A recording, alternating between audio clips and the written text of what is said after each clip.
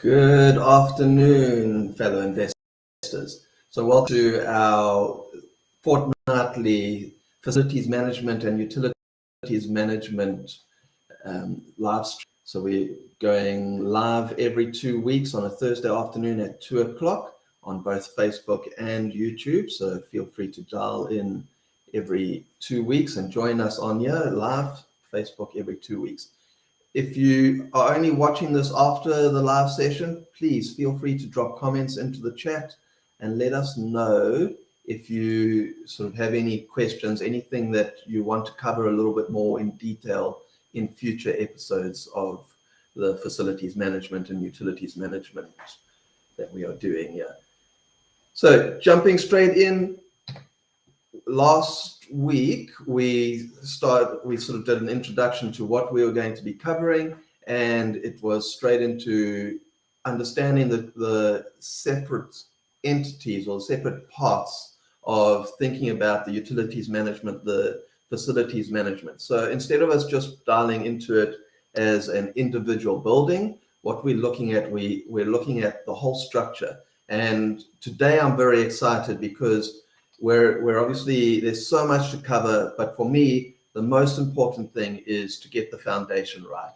So that's where we're looking at jumping into the administration side first. So for me, it is get that foundation right, because before you start worrying about the maintenance and everything, you obviously need systems in place to be able to manage those processes. And so I'm going to start off by saying the foundation, the most important foundation of your property portfolio is to manage your portfolio like it is a business. And I'll probably repeat this multiple times as we go through these sessions over the next couple of months.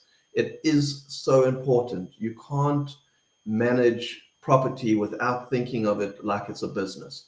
It's not your hobby. It's not a part-time thing. You need to be fully committed, even more so than your relationships. So it takes a lot of time, and you need to make sure you're getting it right from the start. So thinking of it, putting your business hat on and going, hey, when I'm dealing with my property, I'm professional about it. Okay, so I'll jump into the business side of it. And today, I think the most important thing for us to talk about is really highlighting the financial side of the business. And I think we'll touch on that a little bit, but I'll go through a couple of examples and a budget for you to start looking at. But again, I'm going to drum this into everyone, this idea of managing your property portfolio like a business. So we always talk about structure. We talk about it as sort of like a protection structure, protecting you, protecting your asset, etc. So I think you need to remember to take it one step forward and go, okay, well, what is the structure?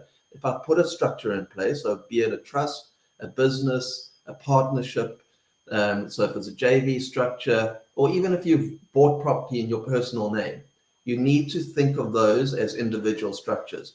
So rolling back from your personal name, so if you bought property in your personal name, then you personally are the company. So everything that you do around that property, you've got to think of it as a company. Okay, it mustn't just be in the wash with all your other personal stuff, so your personal finance stuff and everything. So even starting there, if you're managing property in the structure where it's in your personal name, have a separate bank account that you only deal with that property in. So bank account that's specifically for that property. And I think that if you don't do anything else, that one is the most important, because it separates the property from your personal space, so your personal finances and everything, and makes you start treating it as a business. So that's one of my biggest suggestions for people. Do a bank account for each property. If they're in your personal name, unfortunately, you've got to treat them as individual entities. So have a bank account for each one of the properties that are in your personal name.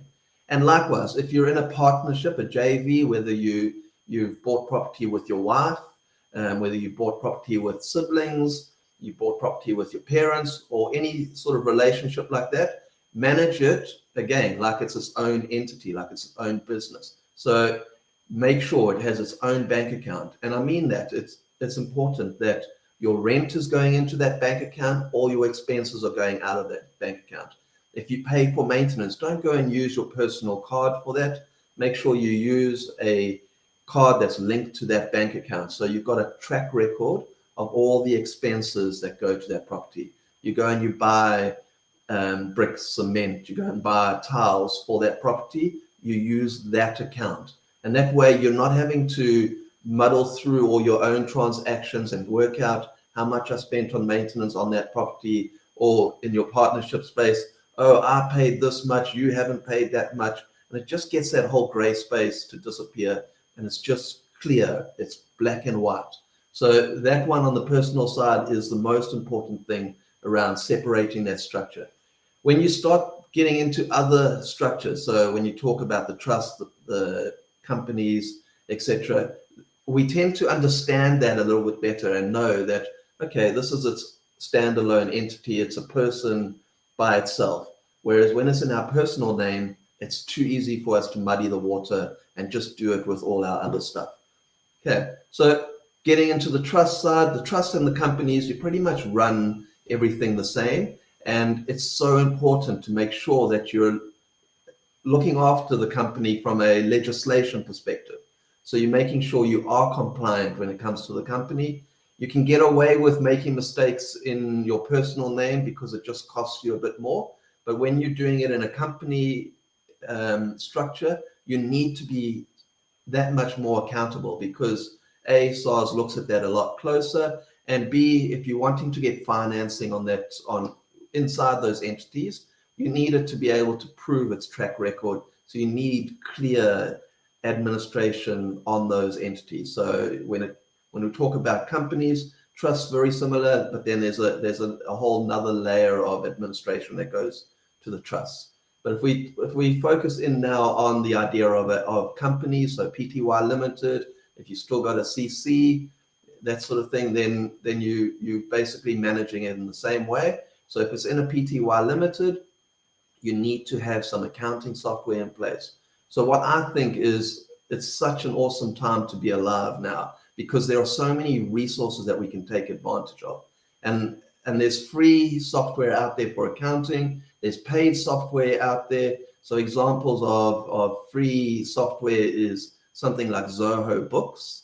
And so you can Google Zoho Books, look into it. You can then sign up for their free accounting software, and you can manage your property on that. If you start looking at scaling it a little bit more, and you're doing things like more frequent invoicing, etc., then they've got sort of scaling packages that you can start paying for in that space. So that one I enjoy as a free solution. Then obviously the other free solution is Excel. So if you're still small, if you've got one property in that entity, then it's acceptable to do a spreadsheet and manage the business as a spreadsheet. But again, you want to manage it as if you were using it in accounting software, and you've got your profit and losses, you're looking at your balance sheet, okay, and the assets, etc., in that space. So what I'll do is a little bit later, I'll go over an example of that kind of budget on a spreadsheet and the sort of things that you need to pay attention to there. And if you would like that spreadsheet, you're welcome to click the links in the description below to the SAP and Connect page, and you can send a request through the contact us email address there. Okay, and we'll request that spreadsheet, and we'll send that spreadsheet through to you. So those are the two free options that I can think off the top of my head. Obviously, everyone knows a spreadsheet, and then the Zoho Books is one that I've used in the past. There are a lot more out there, so you just need to look around a little bit and look at using them. And then the ones that I really enjoy are, and that you sort of are more on the paid side, is the now I can't think of that one. So the one that I always lean on is Xero, and the other one is Pastel. Sorry, that's why I couldn't think of it. So Pastel is a very good one. A lot of accountants are familiar with Pastel. There's Sage that you can get as well. So Sage is more of their online version. I think they're phasing out the Pastel, which was sort of like server based. Okay, but you can get onto Sage. You can subscribe to the various packages there, and that will sort of range sort of in like the 500 Rand. But the one that I really love and really encourage people to look at, and I've got a lot of experience in operating in the Xero side, so is like exactly that, Xero. So it's Xero, and I find that it's such a user-friendly portal. There's also some great stuff that if you're a little bit more familiar with it, you can sort of itemize, separate buildings in that space where you have sort of tracking categories and that sort of thing. And for me, that works very well. So you have one financial software package, and then you've got multiple properties that you're managing in that software. Again, if you've got your personal, if the property's on your personal name and you've got more than one property in your personal name, then I do suggest doing Xero, and then you use the tracking categories and separate out the different properties. However, if you've got if you have your properties in companies, so multiple companies, then you need to have a accounting software per company. Okay, so, and that's something to remember, because each entity needs to be managed fully as its own business. So you need accounting software for each one of those entities. But if you have one company that's got multiple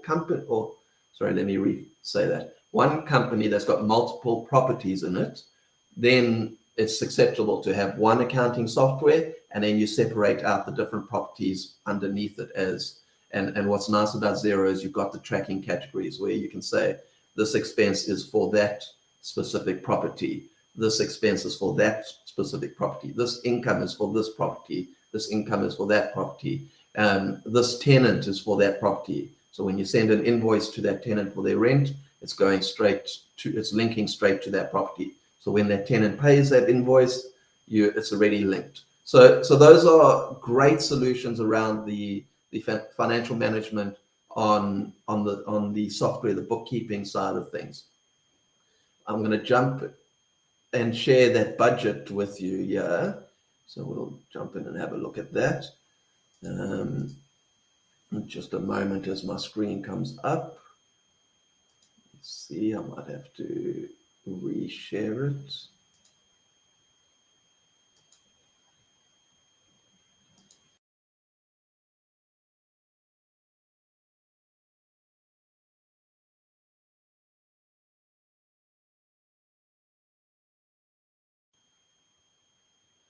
Okay, give me a moment while the spreadsheet comes up, and then I want to talk around that. I'll try reshare it again. Okay, sorry, technology always bites. Looks like I'm having some luck.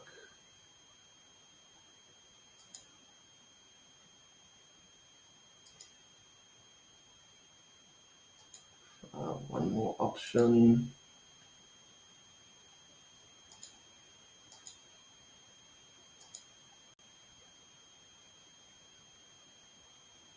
Let's see if this will come up.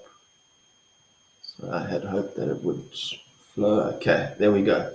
Okay, so we should be able to see my spreadsheets here, the example. And as I say, if you would like to just have this basic spreadsheet, you're welcome to drop us an email in the contact form on the SAP and Connect page, and we'll send that through to you. Okay, so the idea around managing your properties and managing the budget is you need to pay attention to every single cent that comes in. So, and it's important even in your personal capacity. If the property is registered in your personal capacity, you need to know all of these figures, because when you do your tax return for your personal taxes, you need to include these figures. Okay, you need to include how much rent you received, how much you paid on your bond, how much of that bond payment was for interest, how much you spend on bank fees, etc. So it's super important to track all of this. The last thing you want to do is get to the end of the year and be in a position where you are, sorry, I've lost that screen again. Let's see if we can bring this up. So the last thing you want to do is get to the end of the year when you're in that position that SARS, you're trying to do your tax return, and now all of a sudden SARS you can't remember what you spent where and where that money went to, etc. So it's super important. Keep a record of that. So if you don't jump onto any software, then the bare minimum you need to do is from day one, before you've even purchased the property, make sure you're tracking the performance of the property, tracking every single cent that goes into that property and goes out of that property. So I'll run through a quick summary on the spreadsheet, just so as you have an idea of it. But obviously you can run through month to month. So as you receive the income, it goes in there. As the expenses go out, it goes out there. So, but then my important thing is to always have an idea of what my budget is every month. So I know there's enough money in the account at the end of the month or at the beginning of the month to make sure it covers all of my expenses. Okay, you'll see here I keep track of the deposit. So what is my total deposit? What interest is going into that deposit every month? And that's important, because if you do have a tenant in the property, you should, and you are self-managing, that deposit should be earning interest, because that's the law. Okay, it's the right thing to do, but it's also the law. So there should be, your deposit should be put into an interest-bearing account. If you take that deposit and spend it, then you're in the wrong in that situation, and you can get yourself into trouble if at the end of the lease period the tenant moves out and you don't have the cash flow available to pay them their deposit. So I always suggest put the deposit out of reach into a interest-bearing account, and then I track that interest. And what's nice about with the software side of things, you can make sure that you pulling the interest in every month, and that builds up as sort of like a balance sheet item on that. Okay. Then going down the list, we've obviously got our rent. We look at the rent as an income portion. Okay. Yeah. In this example, for instance, the water is being billed to the tenant manually. So every month we're doing it the hard way. We're getting the water reading from the meter, we're getting the municipality bill, and we're charging the tenant and going through this headache of the administration. So that's an invoice that goes out every month, and I expect that payment from a budget expectation. I expect it on the 5th of the month, because that utilities invoice is sometimes delayed from the municipality. Then looking at prepaid refunds, so that becomes another income that I'm tracking, because I'm waiting for that money to come into my account, and I'm monitoring over a couple of months to see, okay, what is my average return on my prepaid income.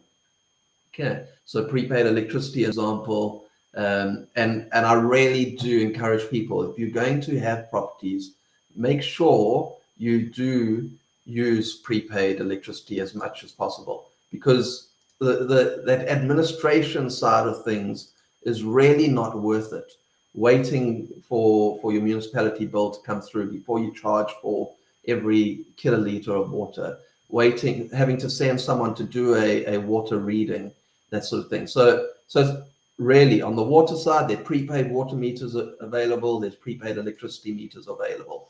So get in contact with SAP and Prepaid and see if you can get a prepaid meter in place as soon as possible, because it really just relieves the stress. Again, we're managing this like a business. The more we streamline things, the easier it is for ourselves long term as we scale this business, because we don't want to add administration burdens as we get bigger.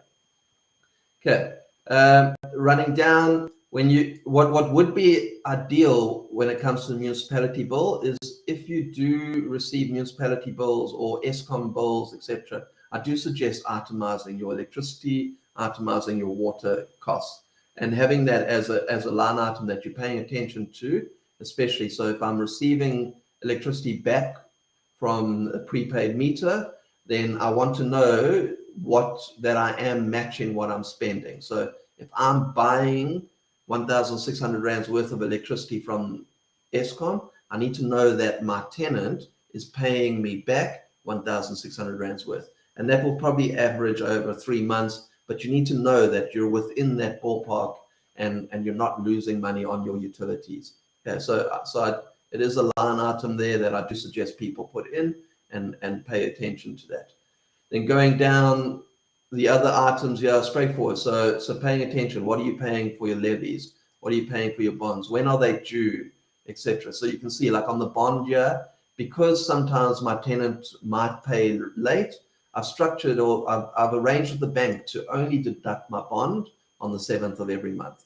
Okay, so some situations we'll do it on the 10th of the month, because then like it takes away that pressure of having to have money available on the 1st, and that's important for me because as soon as the money is in, I make sure there's enough in that account, and any leftover money, I make sure I deploy. So I make sure I send that through to my bond, to my access bonds, and that sort of thing. So it's earning some interest while it's waiting for its next task to do something.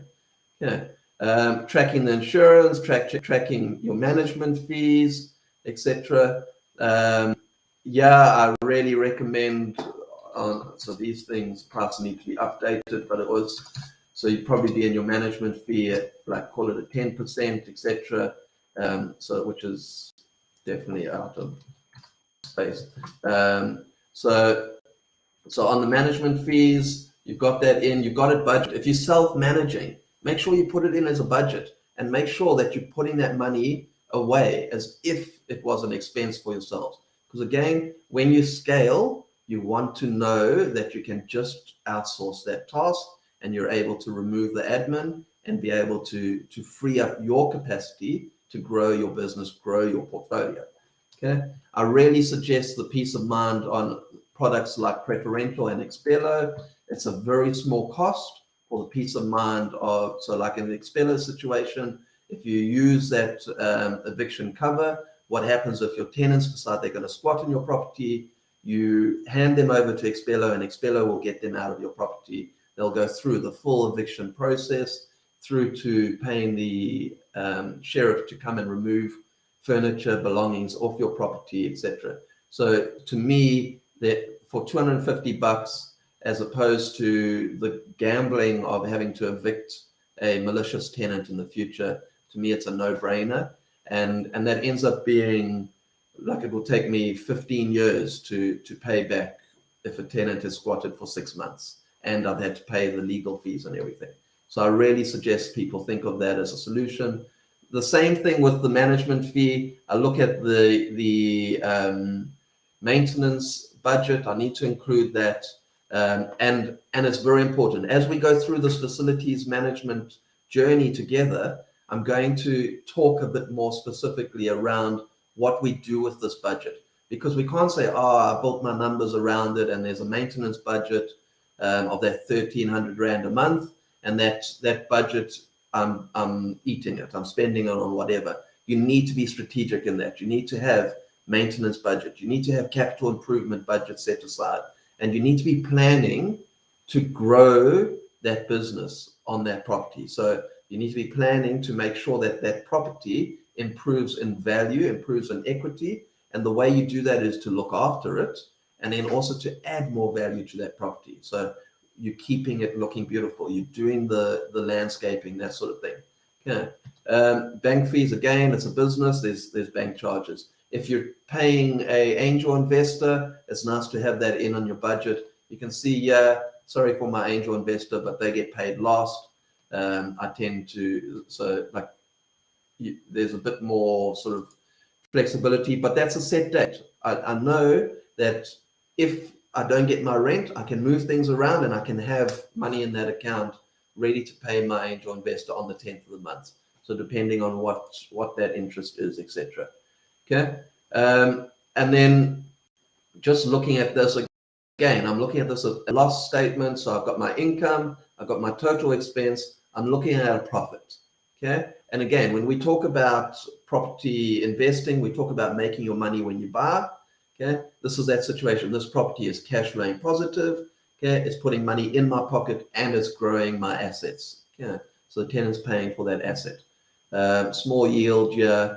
And then as I go down, these are quite important things for me to keep an eye on, because it just helps me know what I can deploy in the future. So this spare change doesn't belong to me. I don't take that out as a salary, and I really do recommend to people not to do that.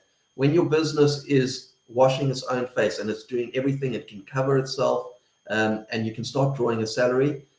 When you sort of retire from your day job, etc., then you can start looking at that. But for now, I just want that business to just pour itself back into itself, build up a little bit more cash flow that I can then deploy into the next project and the next project, the next project.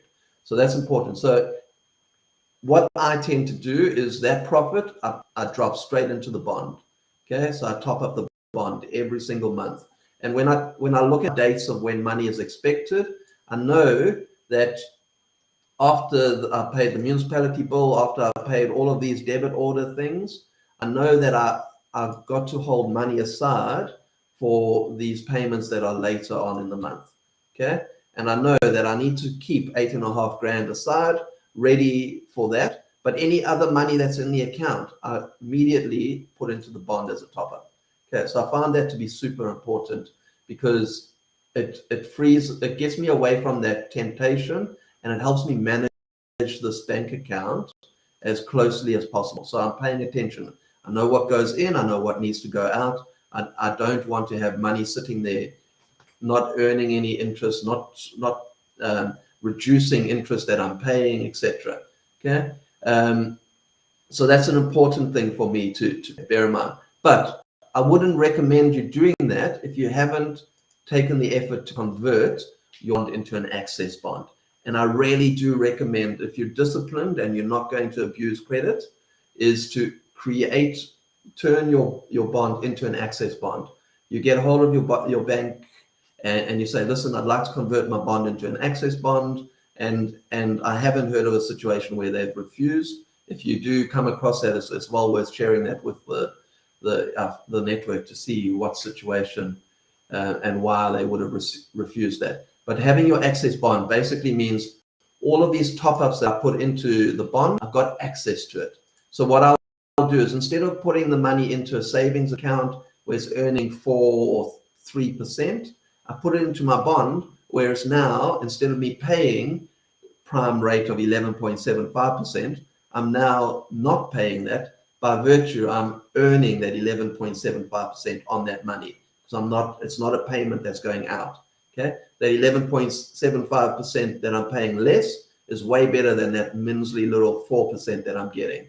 Okay, and then I like to track what my bond balance is doing, how much money I still owe on that property, and that works for it gives me an idea of the timeline of the performance of that property. Is it going to be part of my my legacy program towards my kids, for them to inherit it, etc. So I look at that timeline to make sure it's sort of fitting within that retirement plan, etc. And then I also know the other side to it is, okay, my current bond is that the equity of this property when I bought it was 800,000. Now it's worth 1.5 million. There's potential for me to raise that bond to that next level, and I can deploy that capital into the next project. Okay, and then the last two things to touch on is very important. And again, this comes down to how you're doing your submissions to SARS, etc. Is your payment on the bond. So these monthly bond payments are not fully tax deductible. So it's important for you to remember that the interest is the expense. Okay, the bank fees on that bond payment is an expense, and the bond capital pay down is actually an income. So it's actually money that's going into an asset. Okay, so although it's an expense, okay, it's not seen by SARS as a expense. Okay, it's seen by SARS as a capital percentage or capital value, which is building your asset. Okay, so you're not going to use it as a deductible expense. Okay, so it's important to separate that out, and it's important to pay attention to that every single month. Again, when you're doing the breakdown in your financial software, so if you're doing it in Xero, if you're doing that breakdown, you are specifying the interest portion and you're specifying the capital portion, because that's going towards your balance sheet as an asset. Okay, so as I say, if you want this spreadsheet, you're welcome to drop us an email, request that spreadsheet, and we can send that through to you. So that was really the most important thing I wanted to cover today, was looking at the financial side of things. As we go through the business management side of things, the administration side of things, we start looking more along the ideas of people management. Okay, so managing your power team, managing your customers. So your tenants are your customers. How are you keeping them happy? How are you nurturing them? How are you trying to make sure that they're going to extend their 12-month lease and turn it into another 12 months and another 12 months and another 12 months? Because we remember that your purchase cost or your acquisition cost of getting a new tenant is massive. So sometimes costing you a few months of vacancy, sometimes costing you a month or two on procurement fees to your estate agent, your marketing costs, etc. So if you can keep your tenant, your customer happy as long as possible or all the time, they're going to stay with you as long as possible. Yeah, and then we can start talking about what marketing you're doing, talking about your sales strategies. Again, whether you're doing a sourcing business or whether you're flipping properties, whether you're looking at adding extra rooms to multi-lets, etc. So all of these strategies are going to be important. As we go through this journey, we'll start sort of playing on both sides of things. So we'll look at the administration side, so on this administration side, and then also look at the operations side. Okay, but our next important thing is to start looking at the capital improvements, what you're doing with your maintenance and so on. So dial in 2 weeks' time at 2 o'clock on a Thursday afternoon, and we'll start going through those in different phases. Again, I want to encourage you guys to look at the